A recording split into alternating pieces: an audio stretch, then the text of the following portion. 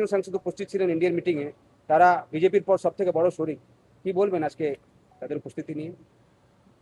নির্বাচিত জনপ্রতিনিধি হোক কিংবা দেশের সাধারণ মানুষ, প্রত্যেকেই এটা জানেন যে ভারতবর্ষের এই মুহূর্তে উন্নয়ন, অগ্রগতি, প্রগতি এবং বিশ্বাঙ্গনে ভারতবর্ষকে প্রতিষ্ঠা করতে পারেন একমাত্র নরেন্দ্র মোদী এবং নরেন্দ্র মোদীর নেতৃত্বে এনডিএ সরকার। তাই অনেক নতুন মানুষজন তারা ইন্ডিয়াতে সামিল হচ্ছেন।